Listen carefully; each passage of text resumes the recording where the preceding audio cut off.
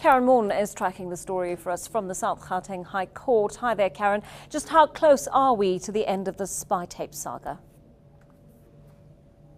Very close at all, Joanne. Remember that during the prosecution of Jacob Zuma, his strategy, his defense strategy throughout that process was, as his advocate Kemp put it, a Stalingrad approach. He said, we will fight them in every room, in every tunnel, in every street, in every village. And that certainly seems to be the aspect of his defense that he's now taken up. Remember that Jacob Zuma is also receiving some 20 million rand worth of state funding for these legal fees. So every possible aspect or grounds for opposition or appeal he can take, he now appears to be taking.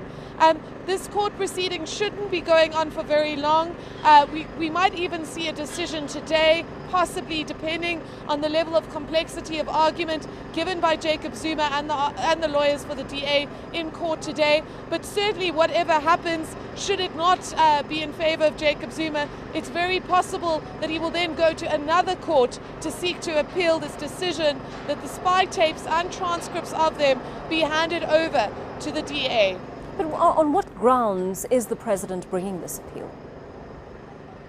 Well, essentially he's arguing what he's argued throughout the process, that these tapes were made as part of confidential representations. Remember, under the National Prosecuting Authority Act, accused persons do have the right to make confidential representations to the National Prosecuting Authority about why charges against them should be altered or dropped. Now, he's arguing that these tapes formed part of that confidential process and therefore should not be brought up to public scrutiny. Of course, the North Gauteng High Court fundamentally disagreed with that notion and said that the National Prosecuting Authority or Jacob Zuma would have to concretely show that there were serious issues of confidentiality or privilege rights that would be breached if that information was disclosed. The judge in that case saying it's not good enough for Zuma or the NPA to turn around and blanketly impose a principle of confidentiality or privilege on that information without saying why. Of course, legal expert Pierre de Vos points out that Mokotedi Mshe himself said the National Intelligence Agency provided the NPA with the transcripts of these tapes, so the tapes never formed part of Zuma's written representations to the NPA, meaning they can't be considered part of the material that has to be kept confidential. Well, that's one of the crucial arguments that the Democratic Alliance is making. They're saying that, in order for them to bring about an application in which they challenge the withdrawal of the charges, they need this information. They need the full record of the decision-making process that informed what Mokotedi Mshe did. And there are questions of exactly how these tapes made their way to Jacob Zuma or his parties or the National Prosecuting Authority.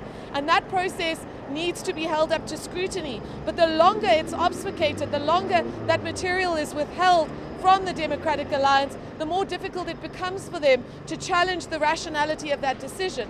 So their argument very much is that this has turned into a series of delaying tactics on the part of the president, that this is simply about him withholding this information so they can't bring about what they describe as a justified challenge to the withdrawal of charges. He, of course, argues that this is about his confidentiality, this is about his constitutional right to explore all legal avenues to ensure that his rights and privileges are maintained, and that it's simply not fair to accuse him of delaying tactics. But these tapes supposedly vindicate the president in that they're said to provide reasons that the charges were dropped against him. Why should he have a problem with those reasons being aired in public, especially since much of that content was made public anyway when Mshe gave his explanation for dropping the charges?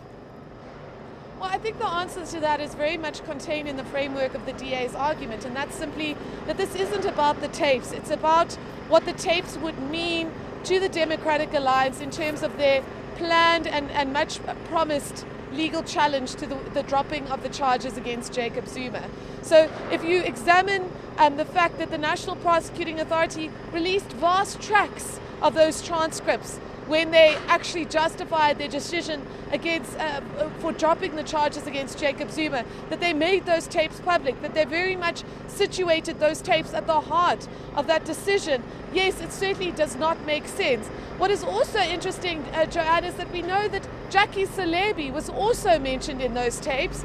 His lawyers attempted several times through various legal mechanisms, both with government, privately, and potentially through legal correspondence, to get access to those tapes so they could in turn argue that there was some kind of political dimension to the prosecution of Jackie Selebi. Of course, they were unsuccessful, and to date have yet to receive them.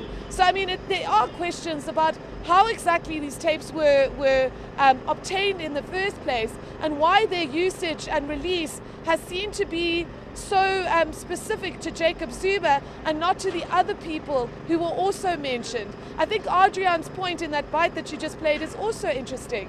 There is a school of thought that says potentially maybe there is something that could be potentially embarrassing to the president that he may be aware of, that he doesn't want released. Of course, President Jacob Zuma adamant that he hasn't ever listened to the tapes and that he doesn't know the full ambit of what is actually contained in them. Intriguing indeed. Karyn Maughan, thanks very much for that update from the South Gauteng High Court. News that moves. eNCA.com.